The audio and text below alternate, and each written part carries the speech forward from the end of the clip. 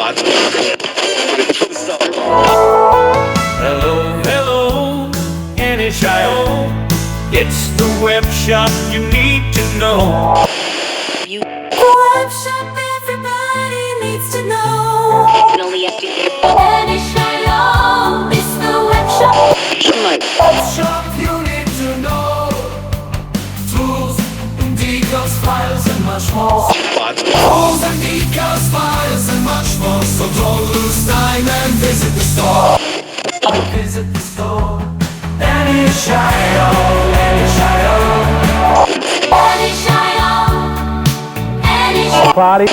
Spend $50 or if you like even more to enjoy free shipping, free gift of your choice. To enjoy free shipping and free gift of your choice. Free gift of your choice. NHIO, NHIO, NHIO.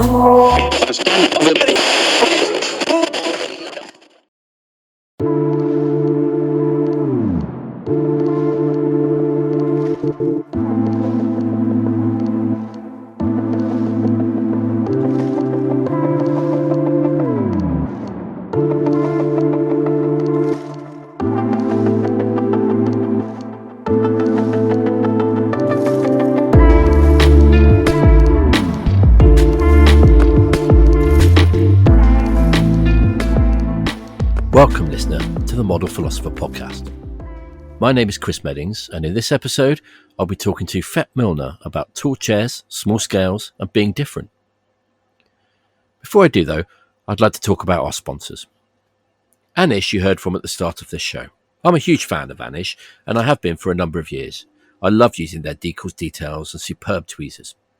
If you're a scratch builder, a super detailer, or you just want a little extra something in your cockpit or on your engine, then you need some Anish in your life. Check them out today and also see the range of ITA3 products they now carry at anish.io. That's ANYZ.io. Scale Model Challenge, I think, is the best model show in the world today. Whether you're a beginner or a master figure painter, scale modeler or dioramist, or anything in between, you'll find your modelling happiness at Scale Model Challenge. A world-leading competition, 150 traders with unique and high-quality figures, models, accessories, tools, and all you need to make your miniature masterpieces, plus workshops, talks, and more. It's the one show you can't miss, and I never do. People come from all over the world to enjoy it, so check out the details of this year's show at scalemodelchallenge.com. I'll be there, and I hope to see you too. On to this episode's interview. Fet Milner is one of the most original and interesting people making miniatures right now. His unique and thought-provoking work manages to stand out in a veritable sea of incredible modelling prevalent in the hobby today. I sat down with him last week to find out why he makes what he makes and what he gets from making it.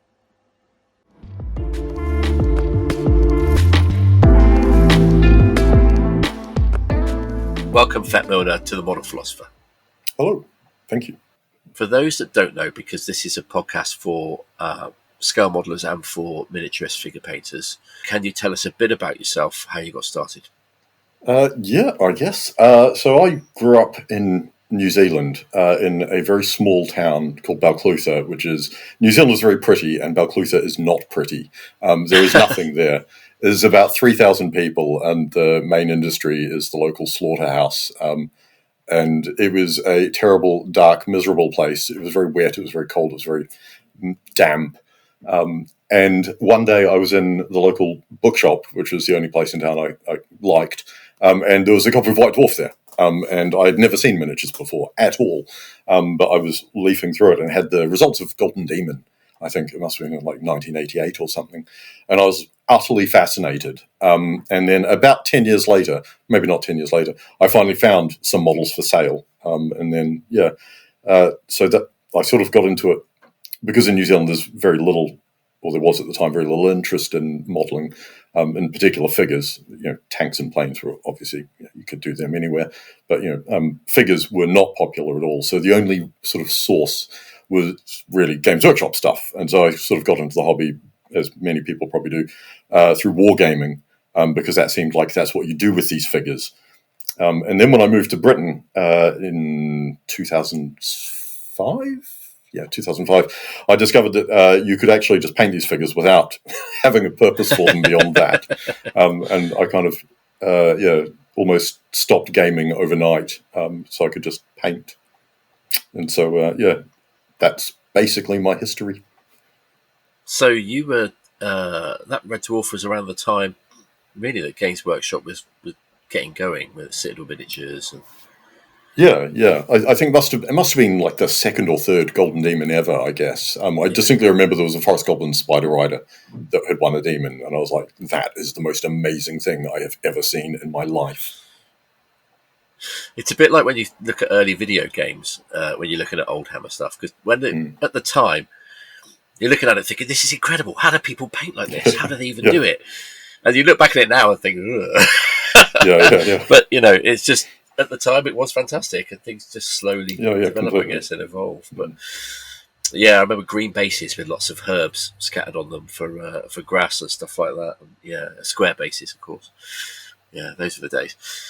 So, from Warhammer, where did you go in miniatures? What was your next thing that you sort of moved on to? Well, as I said, I moved to Britain, and suddenly we had all these extra models available. And in particular, so I got quite interested in historical stuff because it felt like, this was, at the time, this was where the high quality models were, the 54 millimeter, highly detailed stuff. And I discovered Andrea Miniatures and picked up some of their stuff in particular. I maintain that if you're a fantasy painter and you're interested in historical, the best thing to do is to look at knights, gladiators, and pirates, because they are basically fantasy models anyway, and there's a lot more freedom in what you do there. And which kid hasn't grown up thinking knights, pirates, and gladiators are cool? Particularly pirates, I think. Yeah, especially pirates. Yeah, I mean, our concept of those is basically fantasy, isn't it? Oh, completely. Compared to the reality. Yeah. That was how I got into the historical side of modelling, and then I guess I started doing my weird projects kind of in response to going to a lot of competitions. And you go to the historical categories, and everything is the same. You get a lot of very strange people who seem to only paint Nazis and Confederates, which is concerning. And then you get the judges who they're fixated on specific styles and specific, they want historical accuracy and all of that. And and I think there's a bit more room for leniency in general, and also because if you're trying to judge the accuracy of someone's uniform in the Napoleonic Wars based on it being the wrong shade of red, and you're not willing to consider the fact that maybe this jacket's old and faded, or that it's just rained so it looks a bit darker, then you're kind of missing a point there. And so I decided to do projects where I was kind of challenging them to tell me I was wrong. And this is why I did the Ducks of the World. I don't know if you're familiar with that, but it was a series of 25 ducks, all on a big display stand, different varieties of duck from around the world. Being in New Zealand, we quite like birds, and so this is kind of natural, especially because my wife particularly likes ducks. So, I did the ducks for her.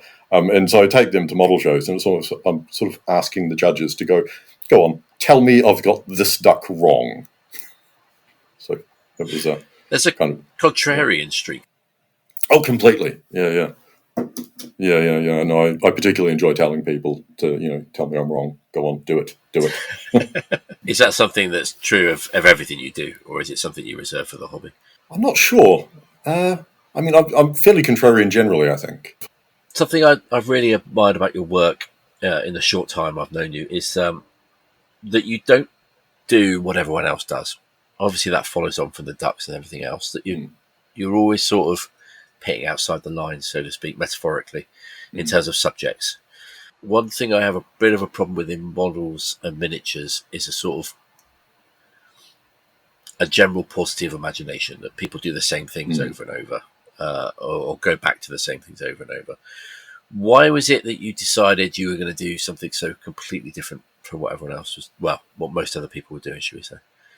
I've been thinking about that a lot. I think the main reason is because I'm a writer, by trade, and I've written fiction, I've published novel, poetry, short stories, all of that. And I think because when I'm doing my modelling, I am engaging in that storytelling. I'm always doing, even with a very basic model on a simple base. I've got some idea of what the narrative is. It may not be hugely important to the model, but I think, and the main thing is that I don't want to write stories in other people's universes. If I paint a space marine, I'm working within the Games Workshop narrative. I'm telling a story. It might be my story, but it's in their world.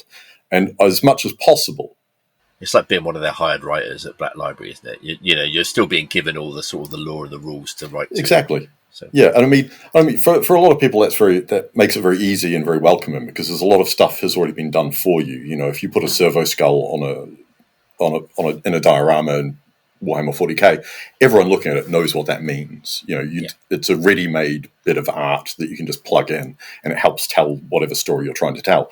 But I want to create that servo skull myself. I want to create these ideas. I want my story to be my story as completely as possible. And so this means I don't want to paint, a space marine. I don't want to do fairly, I don't want to do something within someone else's world. I think that's kind of where it comes from. Yeah. A lot of your stuff's at a rather unusual scale for miniatures. Yeah. About 1/72, 1/100 even, really small. Yeah. What was it that made you choose that scale? Why did you go so small? Well, I think like most people, I started off going up. I went to 54, and then which I still like. I like 54 mil. And then I did some 75, and I didn't like that because it felt very big and almost like an action figure. It's like a toy rather than a miniature. And then I ended up at 72, almost 1/72, basically by accident, because I saw some models at, I think it was at Scale Model Challenge actually, or the World Expo maybe, by White Stork Models, Polish company, and they did a whole bunch of, I guess, sort of Cold War civilian figures in 1/72 scale, and I saw them and I was like, there is so much potential for these, and so I bought a whole bunch of them, and really enjoyed working at that scale, because I think it's got the advantage that it's small enough that you can't actually spend hours blending stuff. You don't have to worry too much about everything being perfect, because it doesn't matter at that scale. But it's big enough that there's still expression, there's still detail to work with, and I find it sort of captures that. And then I started taking this stuff to model shows, and it was particularly gratifying seeing people sort of walk past my display and then do a double take because they suddenly realise, hang on a minute, there's something tiny there. Yeah. There's always a risk though at model shows. I've done some small things, not on that scale, but in a similar kind of vein. I did one last year. It was actually 1/20th scale of a pushchair, which was a diorama about Ukraine. I remember it, yeah. And it was just a chair on a base. But when I put it on the table, it literally got hidden by all the other dioramas within 5 minutes of putting it down. Do you think there's a risk that your work might get overlooked because it's at such a small scale? Oh, yeah, absolutely. I mean, it's happened before. I'm fairly sure, had my work overlooked, like at model shows, quite a lot. I'm fairly sure that the judges typically see it, but it's whether the visitors see it or not, I guess, is the issue. I'm not too bothered, really, because, I mean, I've created it and I'm happy with it. And when people do see it, they enjoy it, or they tell me they do. So, I think that's kind of all the achievement I really need. I think if you were concerned about making sure your work got seen by the public, then, you'd need to do more to capture, which I guess is why you get those people who put out, the velvet and, the stands and stuff, So you can go, this is my display. This is a display. Behold, look at my pieces. Maybe sort of neon frame around Yeah. So I think you could do that. But if you're just at the show because you want your work to be assessed, I think judges are generally pretty good. Most of the shows I go to anyway, they're pretty good. They're going to spot, oh, hang on, there's a model here. We haven't looked at this yet. Well, judges generally will go through and try and look at everything. But I think it's noticeable in sort of the after-show photo reports when you see other people's. Sometimes you saw something there, at the show, not your own, but someone else's, whatever, that's very good. And you notice it's not in any of the photos. And sometimes I wonder whether it just... The problem with competition tables, particularly at Scale Model Challenge, is they're so full, it's easy to miss something. Yeah. It's easy to kind of get snowblind almost with the amount of stuff. Oh, completely. On the table. Yeah, I remember the World Expo in Eindhoven. In fact, there was there was a huge amount of that where I arrived and I got my models on display fairly early. Tiny models, fairly muted colours, all of that. And I thought, they look pretty good here. They're looking good. These are ready for the World Expo. And then I came back an hour later, and all of the rest of the fantasy models had arrived, and they were all lit up in neon, and they were all giant busts. It was like, oh, well, I guess someone had to come last then. So I just assumed no one would ever realise my models were even there because, I was right next to, I think, Lazaro, his display was right next to mine as well. It was very bright and beautifully painted. I was like, yep, okay. I'm in the shadow. He also has a very sort of eye-catching style, which is very much so. Yeah. It's kind of dials turned up to 11 all the way along. It's he's got that luminous skin. I mean, obviously it's fantastic, but it's in a very sort of projecting way, if you see what I mean. It's not muted or subtle or anything. No. Do you think having your work seen is important? I think for me, I think the only reason I would want people to see my work, why I do want people to see my work, is so that people can see that there are options outside of, I'll paint another Space Marine or another Napoleonic Grenadier. That you can do more interesting things. I think, I think that's kind of that I would get the best kick out of someone going, I saw your stuff and I decided to try something. But also, do you think, is it any part of why you do it? Would you do it anyway, even if no one ever saw it? Oh, yeah, absolutely. It's incredible for mental health, I find. Like just sitting there in the tiny thing, hunched over at my desk, for like an hour or whatever, just poking a bit of purple. Yeah. Well, it is some days. Some days when it all goes wrong, it's not so good. Yeah, true. Well, the advantage of painting very small things is that they go wrong very quickly and you fix them very quickly. Yeah. I guess so, yeah. It's not just sort of the scale that sets your work apart, though. There's also a real sort of abstraction to what you do with the tall chairs and with the bagworms and stuff like that. Where does that come from, do you think? That again is the writer in me. I more and more as I try to tell stories with models, you sort of become aware that as a writer, I have all of these tools in my bag. I've got symbolism, metaphor. There's all sorts of things I can do with language that we as figure painters don't tend to do at all. Like there's very little of it. There's very little consideration. The closest you get really is just reference. Where someone goes, it's basically an Easter egg. They put an Easter egg on their model and go, "Ha! Look at me! I'm doing stories." And so I basically keep trying different sort of. I keep trying to adapt some literary techniques into the visual realm, and of course you can I grab a few things from ancient canvas painters because traditional painters have been doing all of the stuff for thousands of years. With especially symbolism, it's been massively important to art, and so I think it's just kind of trying to create more out of storytelling because I think. When you go to model shows that do have a storytelling category, there's a lot of very cool stuff there, and there's a lot of very good storytelling there, but a lot of it is very basic level storytelling, and or relies on. There's a couple of literary techniques. One of them is called "give a man a dog," which I don't know if you've heard of this. The idea is if you give a character a dog or a sick wife or a child, they become more sympathetic. And this is the sort of level of storytelling that we have a lot at model shows where you show someone crying. It's just like, oh, it's deep. There's emotion. That's emotion. The old cliche for lost innocence is a teddy bear in a war scene. Exactly. Yeah. It's exactly that. Yeah. So I think there's a lot more we can do as modelers to tell more complex stories, to create more compelling narratives, to build bigger worlds, if you will. God, it's really interesting that a lot of your thinking comes from a literary direction because that's something I haven't come across much interviewing people either for this show or the previous one I did, Sprue Cutters Union. So going back sort of 3-4 years, really, I'm not sure anyone's ever really talked about literary influences before.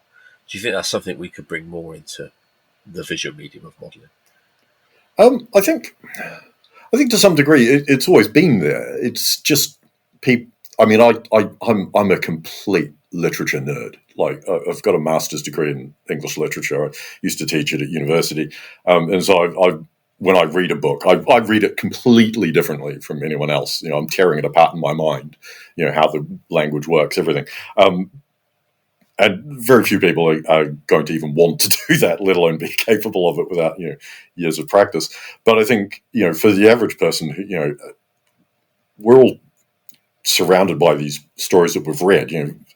Games Workshop has 60 something horse heresy novels. Someone painting 40k models, they're aware of all of these stories and they are influenced by them whether they realize it or not. And some people are obviously going, they go, oh, I'm trying to recreate this scene from this book. And the same for people, historical modelers. They've got encyclopedias of knowledge about this particular battle and wherever, and they know what color the grass was and all of that. And so it's a different approach to the literary background, I think. As I say, I'm thinking more from the purely technical perspective, and I think most figure painters probably recognise that more with the technical figure painting. In terms of your highly technical blending skills, your stippling, your textures, use of contrast, all of that. It's essentially just a different set of tools, I guess. Yeah. It's interesting because I've studied English literature, not anywhere near the level you achieved it. But one thing we did do was close reading, where you're kind of analysing things as you read them, basically, and it becomes almost a lifelong habit. And the funny thing is, the worse the literature, the more you can turn it off, because it's just nothing there to read. Yeah. So you can just to switch your mind off and read it. But if a book's good, then you do sort of think, well, what are they actually trying to say here, and what's going on, and what is it? You can notice that you're picking up things from it which are not obvious in the text, but are obviously sort of subtext and allusions and metaphors and what have you. I think it's something actually we could do with more of in reading models. Yeah, absolutely. I think we need more people doing interesting things with models. As you say, there's kind of a dearth of creativity. The number of Space Marines pointing and German soldiers pointing, people pointing generally could be reduced just by, in terms of saturation. But I think we rely too. I think we rely too much on being told what a model is saying. For a start, and you see this a lot in like sort of guidance for going to model shows. You see like some top tier painters say, when you go to a model show, you need to make sure your stories are clear. They're explicit. You can't have people wondering what is the story. They need to know what it is, which is useful for judges, because they can look at a piece and go, oh, okay, I get the story. Great. Well done. You've told a story. Congratulations. But it doesn't do the reader any service, really. It doesn't trust them with much. And I think you can trust readers to enjoy things, to get things. Like my chairs, I think people like them. Pretty sure they like them. And I've refused to tell people what any one of them is about. There's a sort of deliberate ambiguity in what you do.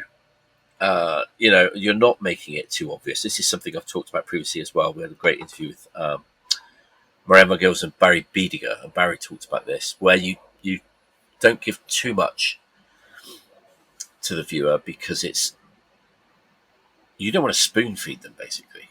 You don't want to beat them over the head with it. You want to draw them in, and the one way to draw them in is to leave a little bit of ambiguity. But yours, if anything, reminds me more of kind of when I was studying painting, where there is nothing explicit about what it means, but there's enough there that it means something.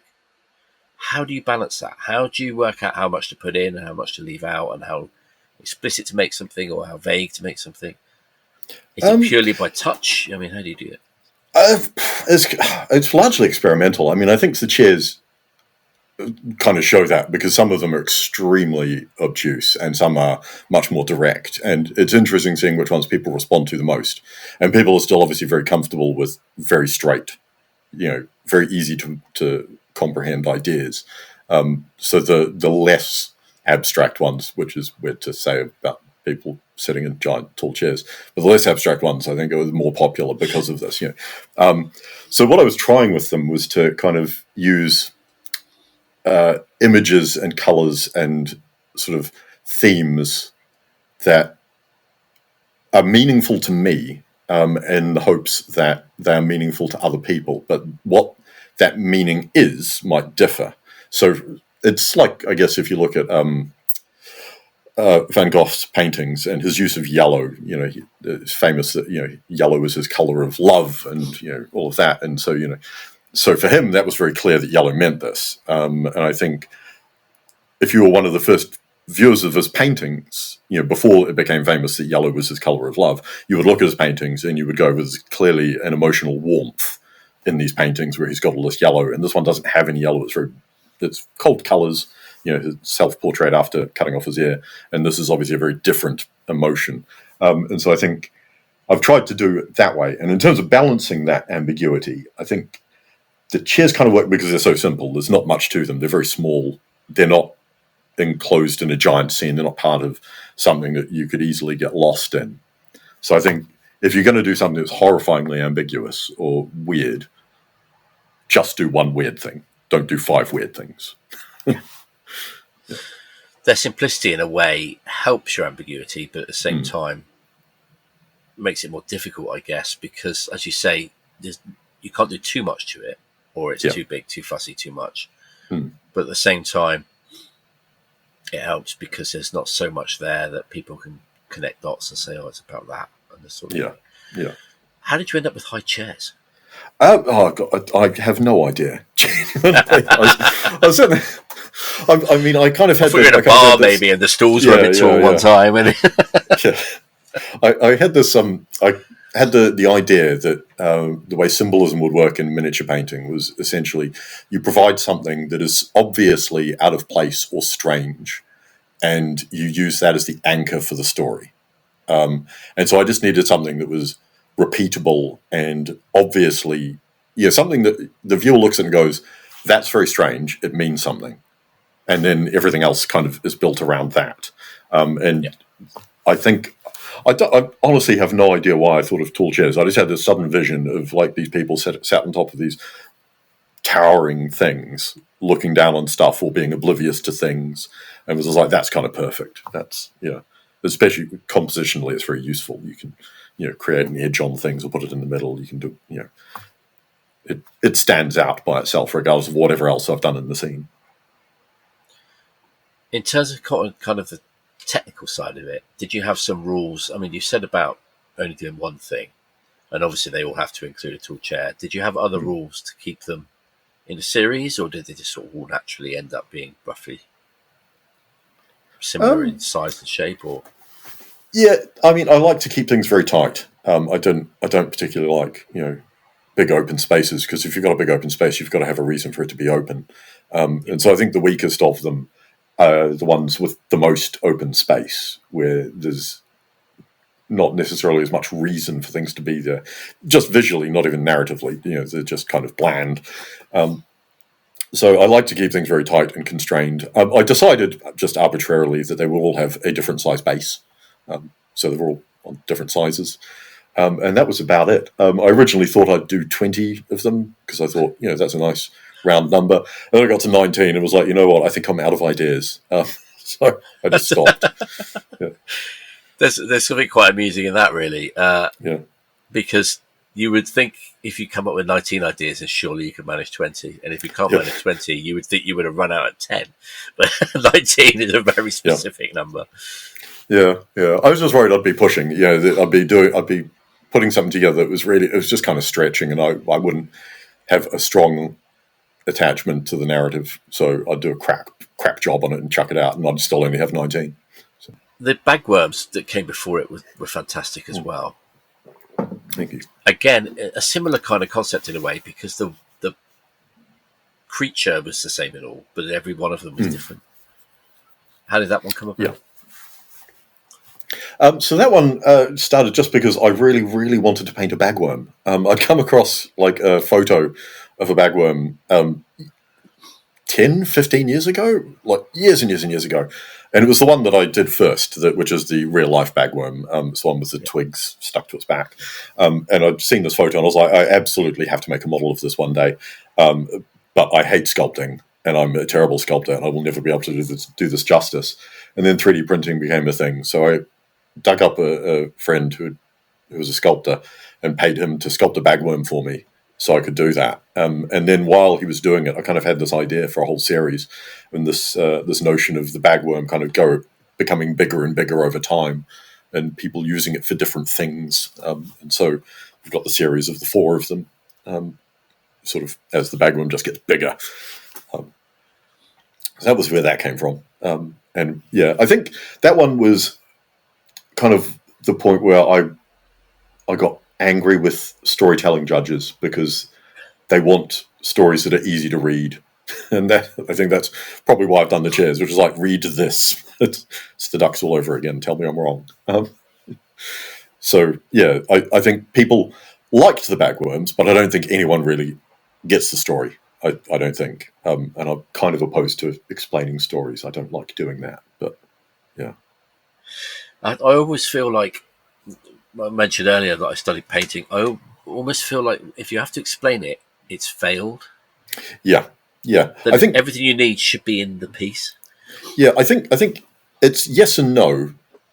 So there's a literary theorist, Roland Barthes, Frenchman, who's mostly famous for The Death of the Author, which is, just for people who are listening, The Death of the Author is the idea that it doesn't matter what the author intended when they wrote something. That's completely irrelevant. The meaning of a text is derived by the reader, and the reader's experience and the reader's knowledge is all that the writer really has to work with.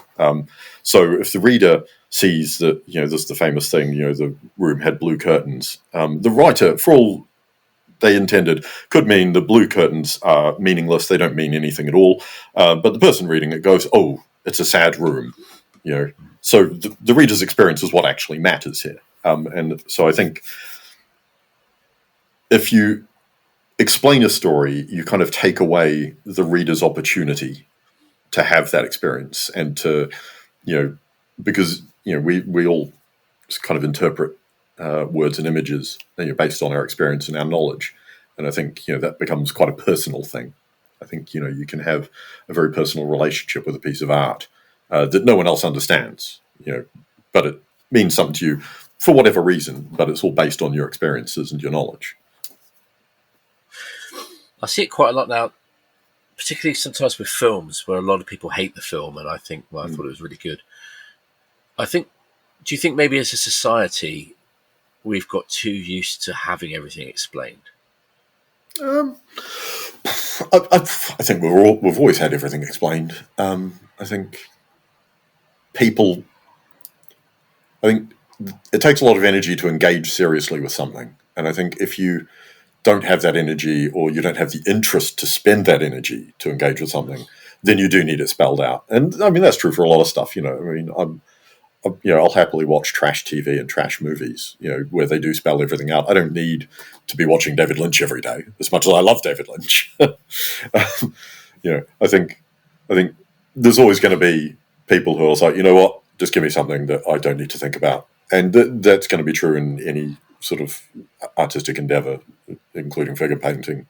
People want to see stuff they don't need to think about. They go, oh, I know that one. That's a German soldier in the Battle of the Bulge. Yeah, we're kind of going back to stories a bit there, and I think I'm going to get into so much trouble for this episode. Things not having a story, I don't have any kind of problem with, because a lot of people don't want to make a story. In fact, I've had conversations with people and letters from people saying that they're not interested in storytelling at all. They just want to make a model, that's a prototypical example of XYZ plane or tank or what have you, and that's it. And that's fantastic. That's a very legitimate, arguably mainstream way of looking at modelling.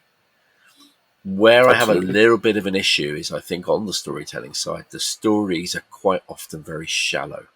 They're like one-line stories. and I find that a little bit unambitious. Yeah, completely. No, I think the one-line stories, people like them because they're, again, easy. You know, you don't need a lot. You don't need to spend time engaging with it. You can look at it and go, I get it. Bam. I find, and there's a lot of that, as I say, it's like the give a man a dog thing, where, all you need to do is go, look, here is emotion, or pollution is bad. These are, yes, they're stories. They're not involved. They can be incredibly well done, but in terms of complexity of narrative, there's not a lot there. And I think you don't need to have a complex narrative to have an interesting story. I think people are just leaning a bit heavily on the tropes. Yeah, tropes is the word, I think. Yeah. It seems to be the same ones we see over and over and over. And maybe it's too much to expect emotional complexity from little bits of plastic and resin. Yeah. I love it when I see it, but it's not often. Yeah, but I would actually say that people who say that they don't do storytelling, or that they don't want any storytelling in their work, I mean, they're lying to themselves, because the stories in all of these things. It doesn't need to. They don't need to be interested in telling that story, but saying that they only build a tank from this particular thing, and whatever. There's a narrative there. There's the narrative of the engineers who designed it. They're telling their own story, and that's great. I really enjoy seeing people who get seriously into that sort of incredible level of detail. It's remarkable. I can't do it at all, but it's an impressive work when it's done right. Talking of things you can't do, or maybe you don't like to do, you do a lot of your own sculpting. Before we came on air, you did tell me you really don't like sculpting. So why do you do it? I absolutely despise sculpting. I hate it. I hate it so much. I do it because I have to, because I get an idea in my head that I have to make, and no one makes the stuff I want. And I occasionally pay someone else to sculpt for me, but I can't do that for all my projects because, I'd bankrupt myself fairly quickly. So I try to limit my sculpting now to fairly minor stuff. I'm not going to do. I did a series of pop stars a few years ago that I had to basically sculpt from scratch, all of them, and never again, never. I saw that one. There was Freddie Mercury, David Bowie, and Lady Gaga. David Bowie, right? Yeah. David Bowie was based as well on the statue of David, right? Yes, yeah. I got a 3D print of Michelangelo's David because I thought the pun of Michelangelo's David Bowie was kind of fun. That was basically it. I enjoyed that one, yeah. It was my favourite. I ended up giving to my wife's cousin's partner, who's a huge David Bowie fan. So, yeah. Ziggy Stardust. Yeah. The puns write themselves. Yeah. Oh, it's awful. I know, terrible, but I do apologise. You do a lot of series. What is it that doing a series gives you? It gives you context. If I did one model of a chair, people would look at it and go, "That's weird. I don't get it." If I do 19, people look at them and go, "Okay, there's something here with chairs." I'm confused, perplexed, possibly offended, but I now have more to go on. There's more ways you can look at it. I think there's more interest. You can tell a lot of stories, I think, just between models. You can kind of express something there. So almost like collage, I guess. Yeah. There's almost a kind of Rashomon thing that you can look at it as a story told from different perspectives, different directions. How many makes a good series? I think you do it with two. In fact, Jakob Villian, the Danish painter, a few years ago, he did a set of two. It was runners, and so he had some.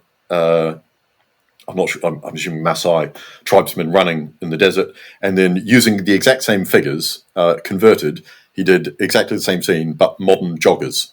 So wearing the singlet vest and the shorts and the trainers, and just had those two next to each other, and that was perfect. That was one of the greatest things I saw that year.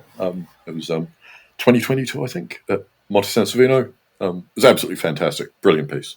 So what catches your eye at shows? What really jumps out? I like to see weirdness, just people doing strange things, interesting things, like and aren't Space Marines. I'm sick of Space Marines. I painted too many of them when I was younger, and no, don't show me a Space Marine.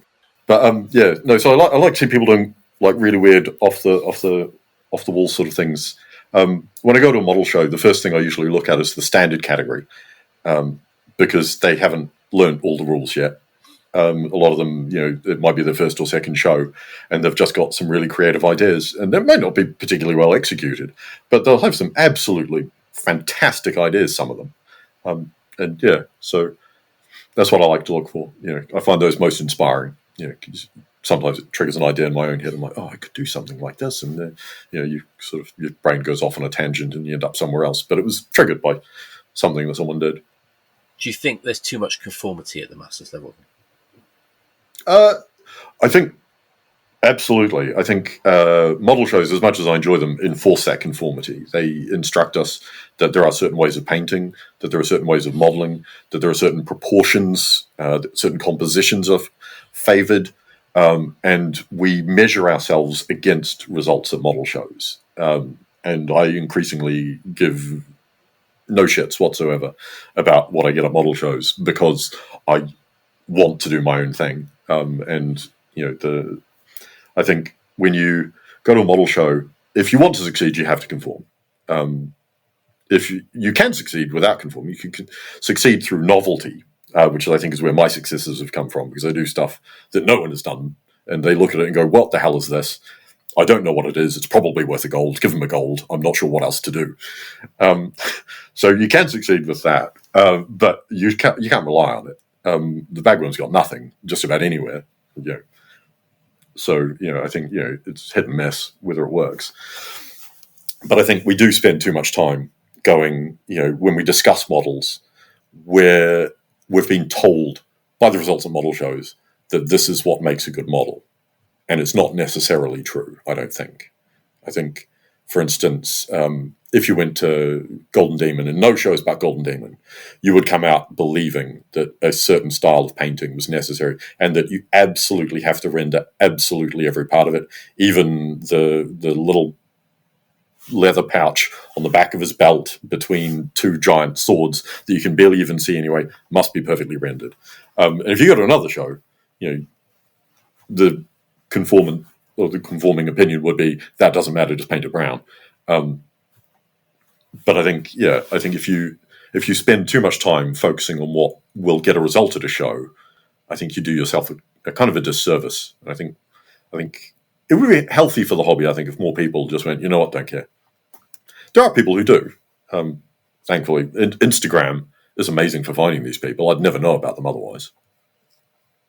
Interestingly, I find Instagram reinforces conformity in a way, because it's full of painters with Patreons looking to sell people how to do object source lighting or non-metallic metal, and there's a lot of chaff before you get to the wheat, if you know what I mean. Yeah. I mean, they're all exceptional painters, but they're all exceptional painters in the same way, if you see what I mean. Yeah. So I guess the word exceptional is an oxymoron, but exceptional. Yeah. No, I think Instagram is kind of, there's kind of like, I guess kind of three branches, I would say, in Instagram. There's the professional painters and the people who want to paint like them. There's the people who are doing the same thing that they will always do forever. And these will be army painters, even display painters, but they will just do the same thing over and over and over again. And then there's the people who have stumbled into something that they may not necessarily be particularly good or whatever, but they're just doing something creative and off the hook, and other people will latch onto it, and it will eventually become what everyone does. So things like, I don't know if you've seen Turnip 28. No, someone just, I guess, at some point invented this kind of setting. I don't know if there's a game attached or anything, but it's kind of like a kind of a steampunky setting, except that everyone is infected with turnips. So they've got like roots and branches growing out of them, and they're covered in moss, but they're Victorian soldiers and stuff. And it's kind of that's a fascinating. lot less humorous and a lot more interesting than I expected. Yeah, I found it. Yeah. yeah, it's really interesting. But the modelers, like they basically just slap muck on their models and dip it in basing material and then paint it, and they're great. They're just really creative and interesting. And there's some other people who do things like that, and eventually you kind of stumble across artists who've never even heard of the hobby, but are doing something adjacent or very similar. There's a guy, Michael Davidoff, who's a Russian artist living in Denmark, and he makes houses, and they're these tiny little sort of fantasy houses that stick together. Absolutely brilliant. Do you know, I think Ingrimson? Ingrimson, I don't think so, not off the top of my head. He does these big sculptures, which are part sort of orthodox religious icon, but with Warhammer stuff, but not with Warhammer stuff in the way that some guys do, where they do the big box and they have, someone being like having their armor put on or something like that. They're sort of assemblages into new creatures and things. Yeah. From that and from small sculpture, little plastic versions of famous sculptures and random bits of model kits and stuff like that. And it's really weird. There's a guy, Chris Cooksey, who's been doing that for decades, I think now. Oh, that could be him. It could be Ingram's, because it is a guy called Chris. It's okay. Guy, very probably him then. Yeah. Chris Cooksey. He's been doing it for. I remember coming across him on the internet in the early 2000s, I think. Yeah, he does some great stuff. There's a British guy, I honestly don't know his real name, but his handle on Instagram is Baharoth Cry of the Wind. Yes. And he does very similar sort of giant assemblages. Yeah. Although he's typically trying to create scenes within the 40k universe. But he kind of manages to capture the John Blanche, sort of vast scenes with casts of thousands. I like his refusal to adopt the authorized Warhammer style as well. Yes. They're quite dark and quite moody and intense. I've seen his work at Golden Demon, and I think maybe it got commended or something. Whereas I think if it had been entered at another show, it would have got a gold. But it's just, like you said, it didn't fit the style. Yeah. I think with contests, sometimes you should really know, walking through the door, what they're looking for. And if you don't get something, if you don't match that, it's not that it's a bad contest, and it's not that you're a bad painter. Yeah. It's just the two things didn't meet, basically. Yeah. I think there's kind of two types of shows. I find I go to far too many model shows, and I think there's kind of your traditional shows like the IPMS crowd sort of ones, and going in exactly what they're looking for there. They will never change their scoring system. The judges will never ever change. And the same way, Golden Demon is going to be much the same, where you always know they're looking for this, that, and the other. Then I think there's the shows that are kind of trying to do the kind of, I guess you'd say, newer breed of model shows. Things like Contrast in Poland and Monte San Savino, where they do try to push things and they try to encourage the judges at least to kind of reward things that are innovative, and they'll often Contrast in particular, they'll mix up the categories, which I think is absolutely fantastic, because categories are the death knell of a model show, in my opinion. They're kind of exclusionary. If you have a model show with X categories and you go, well, where does my model fit? And it doesn't, then you're not going to take your model to that show, which is dumb. Categories should always be as inclusive as possible. And I think the best way to do that is to have as few categories as possible. I think as well, it's a tremendous pain for a judge as well to have too many categories. But at the same time, as you say, not only does it exclude models that don't necessarily fit, but when there's an open system, it doesn't really matter if some models are in the same category. Exactly. When I first went to an open show, I thought, this is weird. Why are all of the tanks in one? Not just the tanks, but like other sort of types of ordnance as well, all in one category. I thought, why are they doing that? But I've come round to it, and I think now the more categories at a show, the less I'm likely to believe in the judging, frankly. The less I'm likely to expect a good result. brought over, over the whole thing rather than for me personally. I mean, I know they've introduced a couple of new categories at Scale Model Challenge. I was glad they Yes. introduced the 25mm and below. Yeah, the gaming scale one. Yeah. I mean, physically, before entries could end up buried behind bigger things in front of them. So that's a good thing. But basically, they do tend to keep it pretty slim. I've not been to Contrast. How do they run it there? Contrast has, so they have really interesting.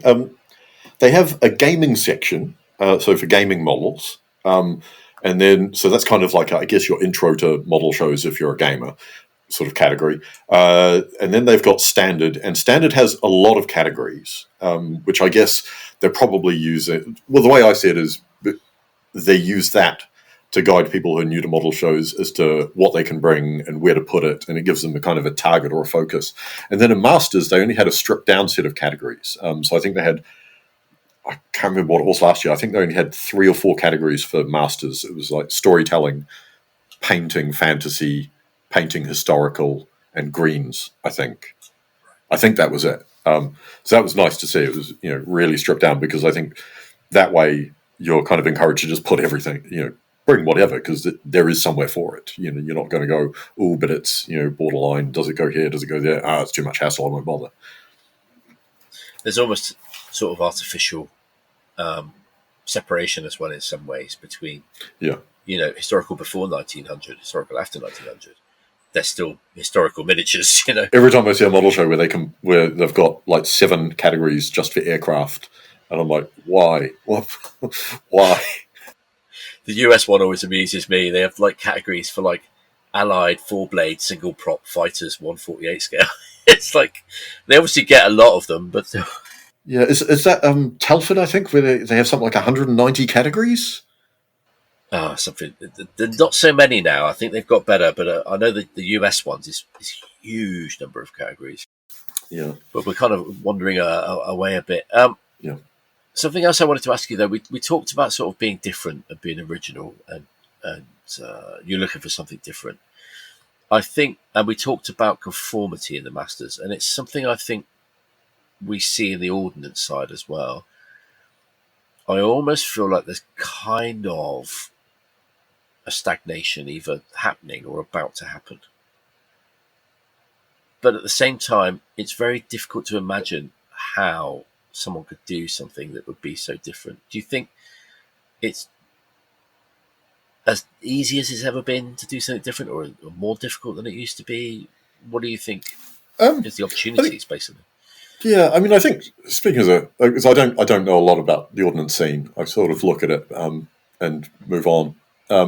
But as a figure painter, I think I see enough interesting new stuff every year that I'm not too concerned about a stagnation. I think the hobby is kind of coming out of a juvenile period, and I think it does need to mature a bit, in the sense that there's been such a focus on certain ways of painting and certain ways of telling stories for so long that it's kind of de rigueur, it's what's expected. And I think people are, naturally going to go, you know what, actually, we can do something else. We can do this, that, and the other. I think that'll naturally happen, at least in figure painting anyway. I see enough stuff that kind of bends out of it.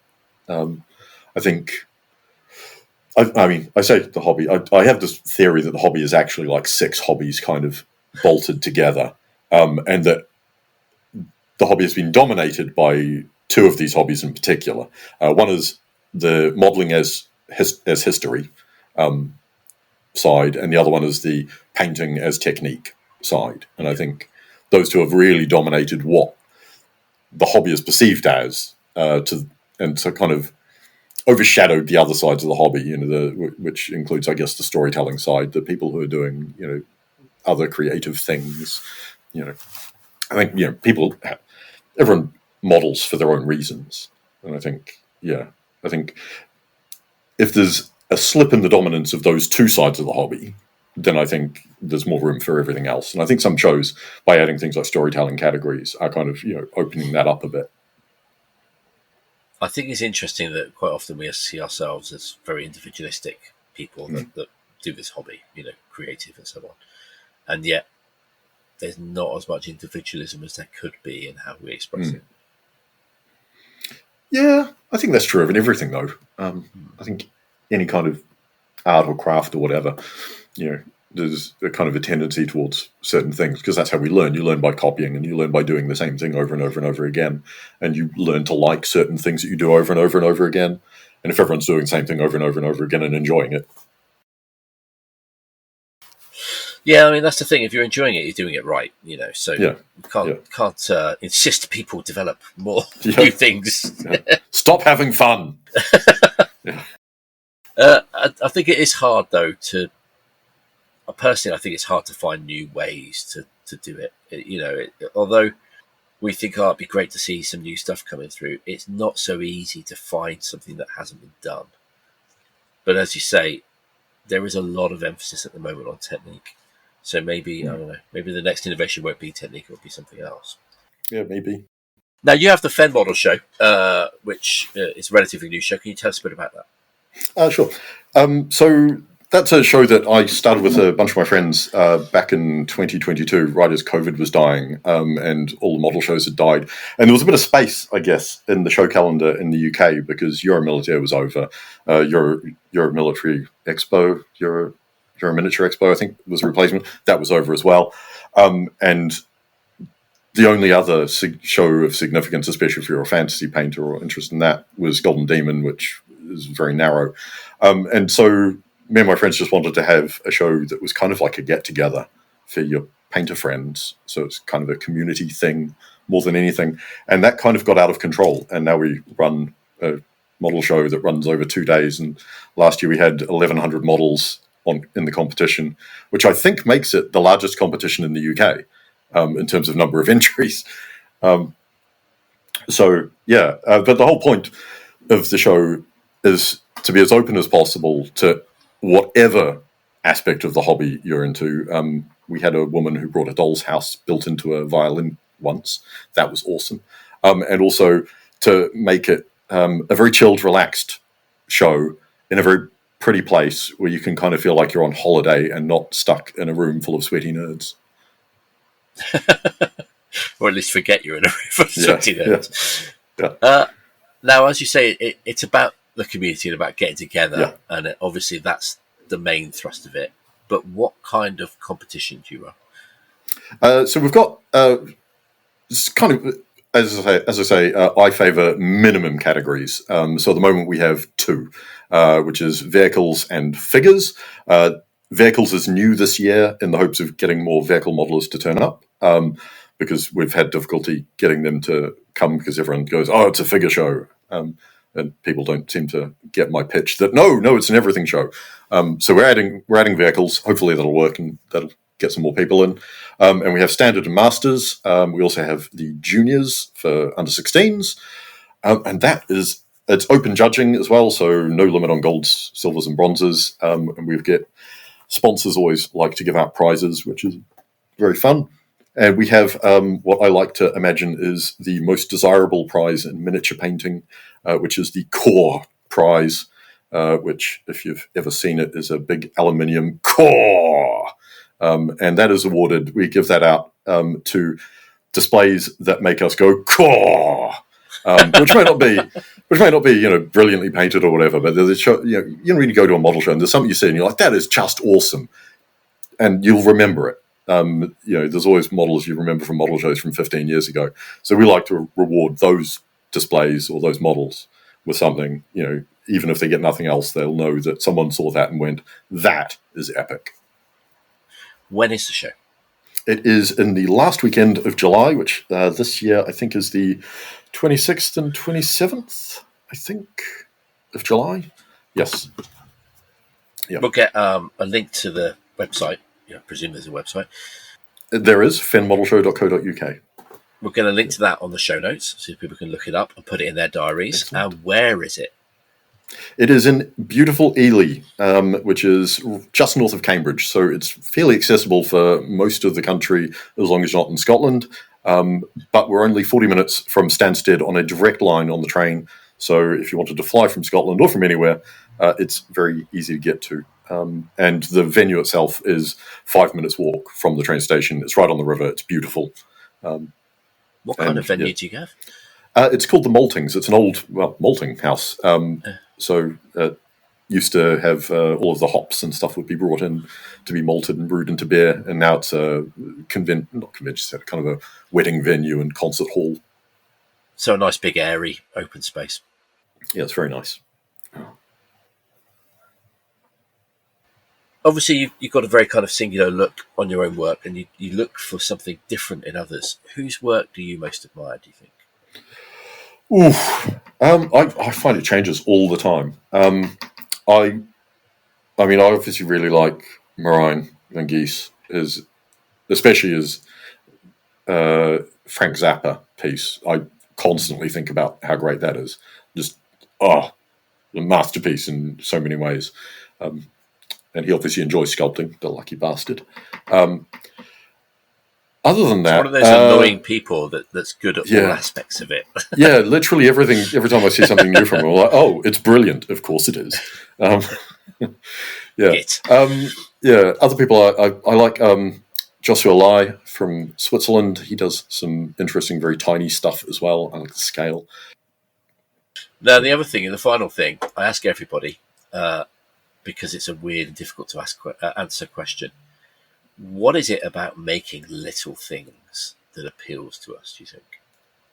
I think they're magical. I really like small things, like that kind of being focused on doing something minuscule and you get it just right, I think is particularly appealing. I think there's something great about that. I mean, especially because if you made it full size, it'd be really impractical. I don't have room for a 12-foot tall chair. For you, is it smaller the better, or? I think down to a certain point. I think once you go too small, you've got to be really special because it's too abstract. You lose kind of the expression, I think, especially if you're doing figures. I guess maybe if you're doing vehicles, that's less of an issue because they're bigger. But yeah, I think. Do you think with figures there's a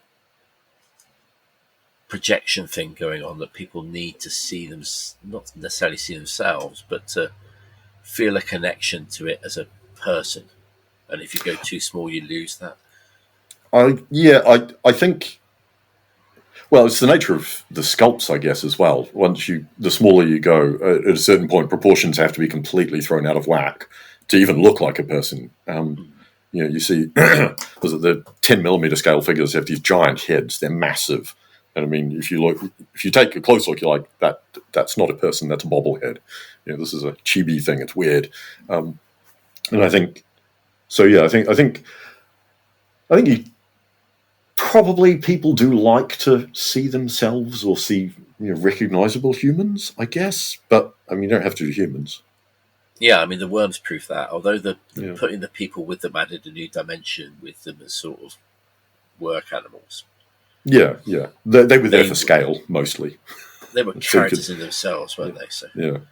Although there's kind of an anthropomorphic thing going on with them as well, because you can still relate to them at an emotional level, I think, the worms.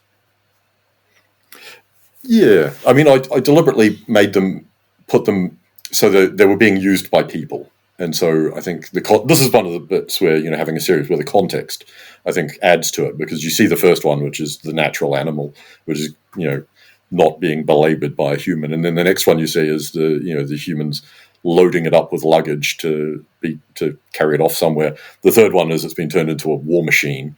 And the fourth one, it's got an entire city on its back. So I think I think you can empathize with the bagworms from that perspective. Oh, there's so much metaphor in there. Ooh, isn't there? The way humans treat the natural world and so on. Yeah. That's one reading. Obviously, there's lots of different. There's actually the fourth one with the city. There's actually kind of a twist in the. So all of the bagworms have backdrops with text on, and the first one has a scientific description of the bagworm in Latin. The second one has an ad for the bagworm as a truck sort of thing. The third one is an ad for the bagworm as a war machine, and the fourth one is written in code effectively. And it's so I used a script that's meant to look kind of like the Voynich manuscript, so it doesn't look like any real language. and I wrote a prayer to the bagworm in Middle English and then transposed it. So no one will ever get that, ever. But you had fun doing it, right? yeah, I did. Middle English is great. Do you think there's one of the reasons we make these small things is kind of a need to communicate, and it's a way to do it? I think for some people it is. I think if you take them to a model show, then there's definitely, yes, you're communicating something, even if it's just communicating, this is my interest, this is what I'm into, what are you into? Like little name cards or whatever. I think if you just do it to yourself, you're not necessarily communicating anything except to yourself. It's just the meditative self-communication, I guess. But even that, in a sense, is and can be beneficial because it can help you to sort of externalize and organize your thoughts and your feelings and things. Yeah, I think the hobby is a phenomenal tool for mental health. It's absolutely incredible. Yeah. All right. Well, this has been great. I really appreciate it. Thank you very much. Well, thanks for having me.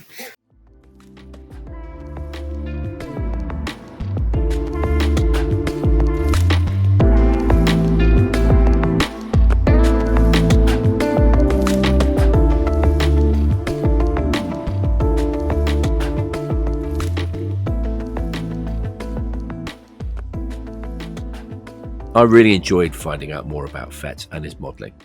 As is often the way with these conversations, talking to Fet caused a small shift in the way I see my own modelling and helped me think about it in a different way.